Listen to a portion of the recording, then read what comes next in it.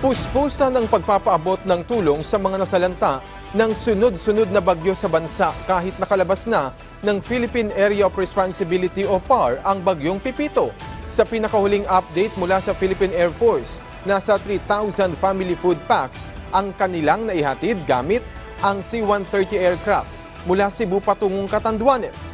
Kasabay nito ay isinagawa nila ang Rapid Damage Assessment and Needs Analysis o RDANA kasama ang mga tauhan ng PDRRMO gamit naman ang kanilang Black Hawk helicopters kahapon.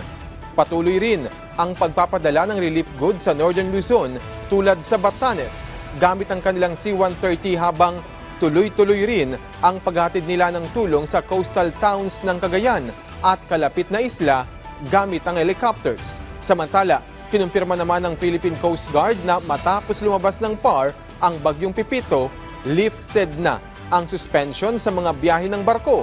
Wala na ring napaulat na stranded na pasahero at mga sasakyang pandagat maging sa mga rolling cargo.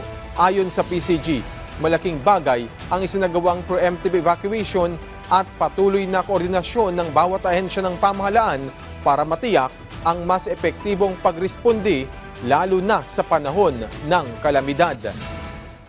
Tayo po ay patuloy na nakikipag-ugnayan sa ating mga kasamahan na ahensya dito sa gobyerno in providing the most important needs ng ating mga kababayan. Makakaasa po kayo na patuloy po namin itingin pa ang aming kakayahan upang mas makapaghatid kami ng tulong sa mga ganitong mga oras ng pangangailangan.